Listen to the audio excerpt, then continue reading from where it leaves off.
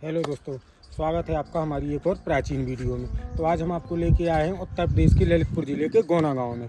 तो आज हम आपको बताने जा रहे हैं ऐसे रहस्यमय मंदिर के बारे में कि जहां पे पारस पत्थर आज भी मौजूद है। जी हाँ दोस्तों, वही पारस पत्थर जिसे लोहे से स्पर्श करने से लोहा सोना बन जाता है। तो वो पारस पत्थर आज भी मंदिर में मौजूद है। उस पारस पत्थर की रक्षा स्वयं देवी माँ करती हैं। तो चलिए आइए हम दिखाते हैं आपको वही रहस्यमय मंदिर, और अब कोशिश करेंगे जहाँ पे पारस पत्थर मिला था और भी कुछ कहानियाँ हैं तो वो जानने की कोशिश करेंगे और आपको बताएंगे। आइए चलते हैं। कुछ कई सौ सीढ़ियाँ चढ़ने के बाद हम उस मंदिर में पहुँचेंगे, और उस मंदिर में पहुँचने से पहले एक और हमें आधी दूरी पर एक और मंदिर मिलेगा जहाँ पे स्थानीय लोगों द्वारा उस मंदिर को मान्यता है तो वो देवी माँ की छोटी बहन है, तो उन्हें छोटी माता के नाम से जाना जाता है। तो आइए चलते हैं सीढ़ियाँ पार करके। पहले हम छोटे मंदिर के दर्शन करेंगे, फिर दिखाएंगे आपको उस रहस्यमय मंदिर के बारे में और पारस पत्थर के बारे में भी, जो कहानी प्रचलित है यहाँ पे, उस कहानी के बारे में भी बताएंगे आपको। तो चलिए आइए चलते हैं।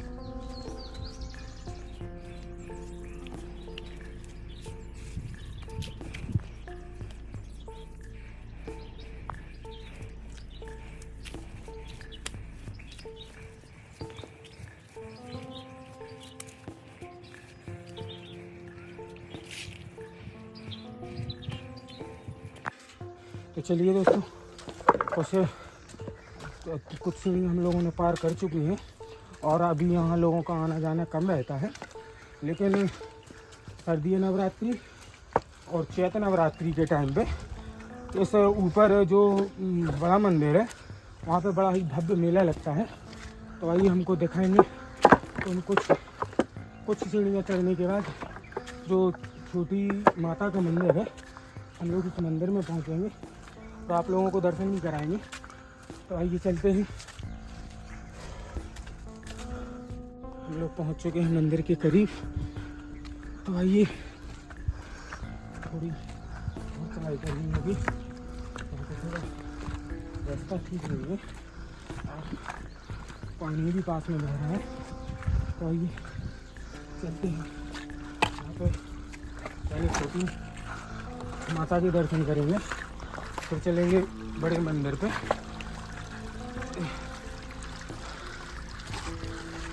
आइए चलते दर्शन करते।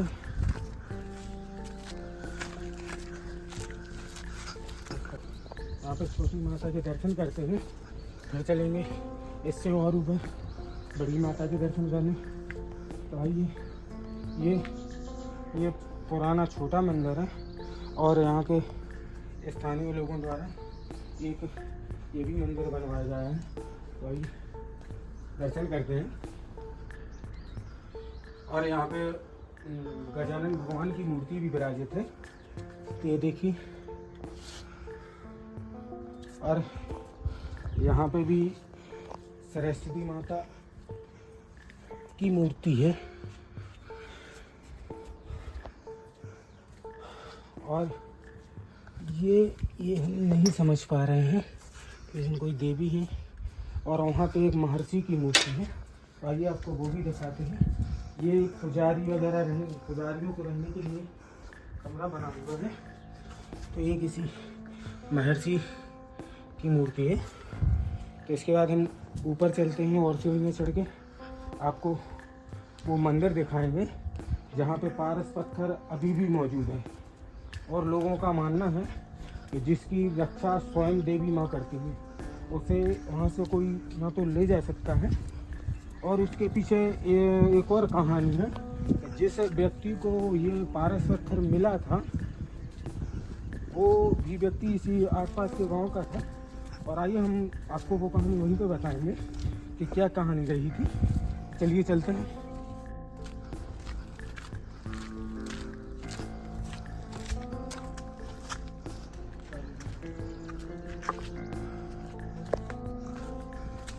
हम लोगों को अभी और बहुत सी सीढ़ियाँ पार करनी है। कई सौ सीढ़ियाँ पार करके उसमें मंदिर पर पहुंचा जा सकता है, जिससे बहुत थकावट हो जाती है। और भी सीढ़ियाँ हम लोगों को पार करनी है, जिससे हम उस मंदिर पर पहुँचेंगे। तो आइए चलते हैं और आपको वो रहस्यमय मंदिर दिखाएंगे और कोशिश करेंगे वो जगह ढूंढने की जहाँ पे उस मज़दूर को पारस पत्थर मिला था और कैसे मिला था, उसकी क्या कहानी है, वो भी हम आपको वहीं पे चल के बताएंगे। तो आइए चलते हैं। 250 सीढ़ियाँ पार करके हम पहुँचे मंदिर के करीब। तो आइए अब आपको दिखाते हैं वो रहस्यमय मंदिर जहाँ पे पारस पत्थर आज भी मौजूद है, जिसकी रक्षा स्वयं देवी माँ करती है। तो आइए पहले उस मंदिर के दर्शन कराएंगे और फिर उस पारस पत्थर के बारे में जो कहानी यहाँ पे प्रचलित है उस कहानी के बारे में बताएंगे। तो आइए चलते हैं पहले मंदिर में। यहाँ पे आप एक खूबसूरत नज़ारा देखिए और ये मंदिर विंध्याचल पर्वत की श्रृंखलाओं में मौजूद है। जो ये देवी माँ का मंदिर है ये विंध्याचल पर्वत श्रृंखलाओं में मौजूद है।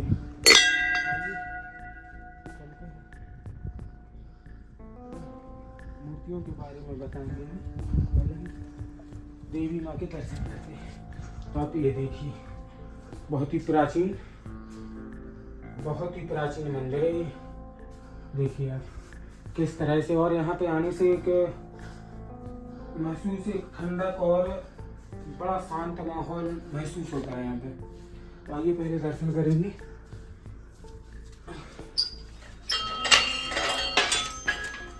ये लोगों द्वारा कुछ नया निर्माण कराया गया है। देवी माँ की मूर्ति देखिए, इनकी आंखें देख के ऐसे लगता है कि जैसे ये अभी बोल पड़ेंगी। तो आइए आपको और भी यहाँ की बारे में बताएंगे और दर्शन भी करेंगे। ये उसी कई सौ साल, कई हजारों साल पुरानी मूर्तियाँ हैं जो यहाँ पे विराजित हैं। फिर भी अभी समझ में नहीं बता पाएंगे कि ये किस भगवान की मूर्ति है, कैसी है, क्योंकि औरंगजेब के टाइम पे कई मूर्तियाँ खंडित कर दी गई थी। ये भी देवी माँ का स्वरूप है। ये जो मूर्ति दिख रही है ये देवी माँ का स्वरूप है। आप ये दिखाइए। चलिए बाहर चलते हैं।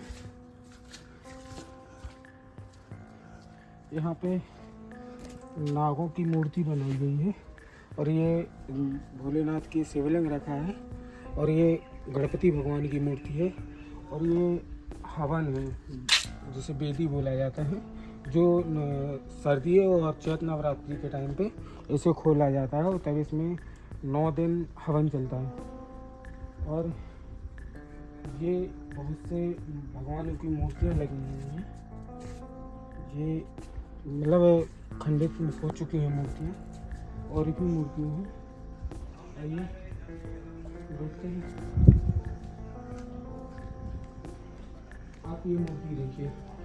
ये इस मूर्ति में जो भगवान हैं वो तीर और कमान लिए खड़े हैं और निशाना साधे हुए खड़े हैं। आइए आप ये भी देखिए। ये जो आपको ऊपर मूर्ति दिख रही है इसमें शिवलिंग है और शिवलिंग की लोग पूजा कर रहे हैं। और नीचे देखिए विष्णु भगवान लेटे हुए हैं और लक्ष्मी जी उनके पाँव दबा रही हैं। तो चलिए हम आपको यहाँ की जो कहानी प्रचलित है उस कहानी के बारे में बताते हैं। तो हुआ ऐसा था कि कई हजारों साल पहले कोई मजदूर यहाँ पे पीछे पत्थर की खदानें हैं वहाँ पे काम करने आता था। तो काम करते करते उसे काफ़ी समय हो गया और कुछ समय बाद वो काम करता रहा। काम करते के टाइम दोपहर में उसकी जो पत्नी थी उसे खाना लेके आया करती थी। तो कुछ दिन वो खाना लेके आई। उसके बाद खाना लेके आते टाइम दोपहर के टाइम उसे एक पत्थर पाँव में ठोकर लगती और वो गिर जाती, जिससे उसका खाना बिखर जाता और वो लौट के घर जाती। तब तक शाम हो जाती। वो मज़दूर घर पहुंचता, भूखा ही रहता। ऐसे कई दिनों चला। हफ्ते गुजरे, दिन गुजरे, हफ्ते गुजरे, महीनों गुजरे। फिर एक दिन उस मज़दूर को गुस्सा आया और उसने अपनी पत्नी से बोला कि मुझे वो जगह दिखा जहाँ पे तुझे ठोकर लगती है। तो उसकी पत्नी उसे लगा के उस जगह पे गई। तो उस मज़दूर ने उस जगह पे अपना हथौड़ा दे मारा। तो जैसे ही हथौड़ा दे मारा तो उसका हथौड़ा सीधा सोने का हो गया। वो अचंभे में। क्या करे, लेकिन फिर उसने और भी औजारों से उस पत्थर को निकाला, और जो भी लोहे का पत्थर उस पत्थर से स्पर्श होता वो सोने का हो जाता। अब वो परेशान परेशान मजदूर आदमी डर गया, वो सीधा देवी माँ के चरणों में आया और उसने यहाँ पे प्रार्थना की कि हे देवी माँ, अब हम इसका क्या करें, कैसे इससे निपटारा पाएँ। तो कहा जाता है कि देवी माँ ने उसे दर्शन भी दिए और देवी माँ ने कहा कि ये तुम्हारे लिए है, हमने तुम्हें ही दिया है। लेकिन वो इस लालच में नहीं पड़ा और उसने कहा हम ये नहीं संभाल पाएंगे, हमें इसकी क्या ज़रूरत, हम मेहनत मजदूरी करके अपना पेट पाल लेंगे। तो देवी माँ उसके इस बात से प्रसन्न हुई और उन्होंने वह चमत्कारी पारस पत्थर अपने पास रखा और लेके उसे आशीर्वाद देके अंतर्ध्यान हो गई। तो कहानी यही प्रचलित है यहाँ पे कि इसके बाद लोगों का मानना है कि जो देवी माँ के पास पारस पत्थर है आज भी उन्हीं के संरक्षण में है और उन्हीं के पास है। कई लोगों ने उसे हासिल करने की कोशिश की लेकिन कोई नहीं कर पाया, क्योंकि जो चीज़ उनके संरक्षण में हो उसे कोई हासिल नहीं कर सकता। और यहाँ के बारे में एक कथा और प्रचलित है, जो हमने आपको अभी प्राचीन मंदिर दिखाया। ये मंदिर बहुत ही हजारों साल पुराना है। तो स्थानीय लोगों द्वारा सोचा गया कि इस मंदिर, जो ये आप नया मंदिर देखिए, पहले ये भी पुराना है, लेकिन लोगों द्वारा ये मंदिर इसलिए बनवाया गया था कि जो वहाँ पे प्राचीन मूर्ति है उन्हें उस मूर्ति को इस मंदिर में स्थापित कर दिया जाए। लेकिन जो यहाँ का मैन आदमी, मतलब जो यहाँ का कर्ता धर्ता था, तो उसे देवी माँ ने दर्शन दिया कि हम जिस स्थान पे हैं उस स्थान से हमें स्थानांतरण करने की ज़रूरत नहीं है। अगर हमें स्थानांतरण किया गया तो हम यहाँ से चले जाएंगे, मतलब जो यहाँ पे देवी का वास है, देवी की मान्यता है, वो यहाँ पर नहीं रहेगी। तो फिर ग्रामीण और स्थानीय लोगों ने इस मंदिर पे स्थानांतरण करने से मना कर दिया। और इस मंदिर में भी आप दिखाइए, इस मंदिर में फिर एक आधुनिक मूर्ति लगा के रखी गई। चलिए हम आपको उनके भी दर्शन कराएंगे और आपको वो जगह भी दिखाएंगे जहाँ पे कहा जाता है कि इस क्षेत्र में वो पारस पत्थर उस मजदूर को मिला था। तो कोशिश करेंगे उस नाम को दिखाने की पत्थर की, और ये भी कोशिश करेंगे कि उस जगह को भी जान पाएँ, क्योंकि इस जगह को जान पाना तो बड़ा ही मुश्किल है, फिर भी कोशिश करेंगे। तो आइए चलते ही खदानों के पास और भी कुछ आपको दिखाएंगे, क्योंकि घने जंगलों के बीच से जाना पड़ेगा। तो आइए चलते, चलिए आपको वो खदान दिखाने की कोशिश करेंगे जहाँ पे वो मजदूर काम करता था। इन्हीं जंगलों के बीच में हम खोजने की कोशिश करेंगे। देखिए हम कोशिश करने में सफल होते हैं कि नहीं होते हैं, लेकिन हम कोशिश करेंगे और वो जगह दिखाने की कोशिश करेंगे जहाँ पे उस मजदूर ने खुदाई की थी। तो आइए चलते हैं, आप हमारे साथ बने रहिए।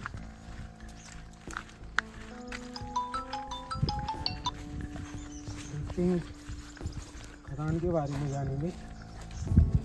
आइए तो हम खदान देखने की कोशिश करेंगे। ये खदान तो हमें मिल गई है पत्थर की।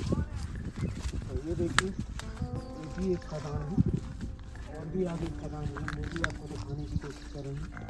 और यहाँ के स्थानीय लोगों का कहना है कि इन्हीं में से एक वो खदान थी पत्थर की जहाँ पे वो मजदूर काम किया करता था। तो आइए आगे भी कुछ नज़र आ रहा है, वो भी दिखाने की आपको कोशिश करेंगे। और वो जगह ढूंढना मुश्किल है जहाँ पे उस मजदूर अपनी पत्नी के कहने पर उस मजदूर ने ये खुदाई की जहाँ से पारस पत्थर मिलता है। और आपको एक जानकारी और देते हैं, पारस पत्थर जो होता है वो लाल कलर का होता है, मतलब रेड, और बड़ा ही चमकीला होता है। तो आइए यहाँ पे देखते हैं, यहाँ पे ऊंचाई पे चलते हैं। हाँ ये भी खदान है। और ये देखा जी, ये उसी टाइम की किला नुमा टाइप की, ये आप देख रहे हैं दीवारें बनी थी, क्योंकि ये बहुत ही प्राचीन मंदिर है और ये कथा भी बहुत ही पुरानी है।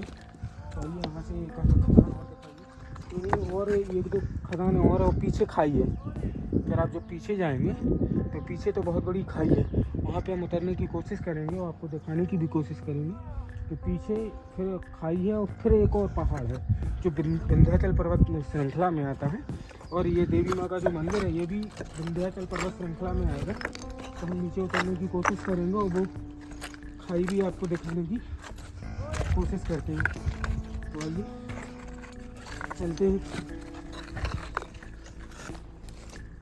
पत्थरों से भरा रास्ता है, थोड़ा संभल के आना होगा।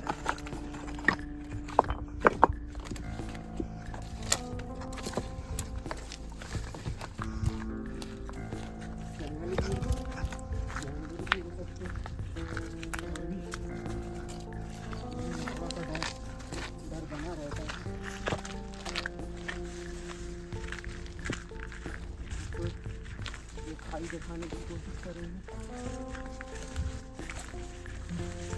संभाल के चलना होगा। खाई के करीब पहुंच गए हैं और आपको दिखाएंगे।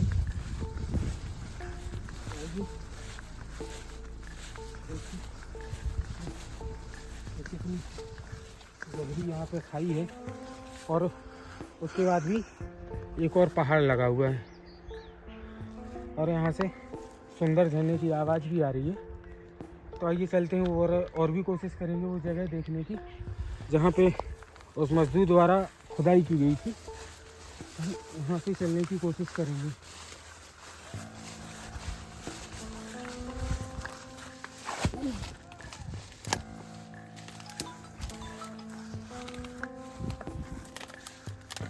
जगह को खोजने की कोशिश की लेकिन वहाँ पे पहुँचना असंभव है क्योंकि ये कि वहाँ के स्थानीय यहाँ के ग्रामीण मिले हैं, वो बोल रहे हैं कि वहाँ पे पहुँचना बहुत ही मुश्किल और कोई एक फिक्स जगह कोई नहीं बता सकता क्योंकि बहुत पुरानी बात है, इसलिए हम वहाँ पे तो नहीं पहुँच पाएंगे।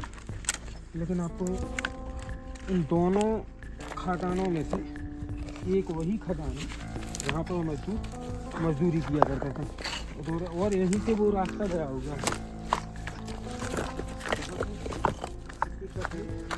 खाना लेके तकरीबन 3 किलोमीटर के अंतराल में एक बहुत ही प्राचीन गांव है, लेकिन अभी वहाँ पे नहीं पहुँच सकते क्योंकि बारिश का मौसम है और वहाँ पे एक छोटा नाला बोल सकते हैं उसमें अभी पानी जा रहा है तो उसे पार करना मुश्किल होता है, इसलिए अभी वहाँ नहीं पहुँचा जा सकता। वरना हम आपको वो गाँव भी दिखाते जो एक खंडर में तब्दील हो गया है, सिर्फ वहाँ की छोटी छोटी दीवारें दिखती हैं। फिर चलिए हम आप चलते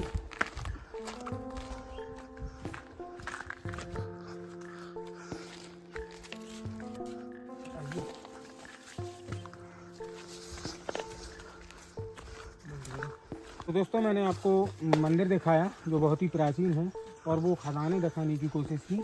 और मैं एक बात और बोलना चाहता हूँ कि जो यहाँ पे हमें स्थानीय लोगों द्वारा बताया गया वो मैंने आप लोगों को दिखाने की कोशिश की। तो मैं इस चीज़ को स्पष्ट नहीं कर पाऊँगा कि पारस पत्थर किस जगह पे मिला था या मजदूर अपनी किस खदान पे काम किया करता था। मुझे जो स्थानीय लोगों द्वारा कहानी बताई गई मैंने आपको वो कहानी दिखाने की कोशिश की। वीडियो पसंद आई हो तो लाइक करिए और चैनल को सब्सक्राइब करिए और मिलते हैं अगली वीडियो।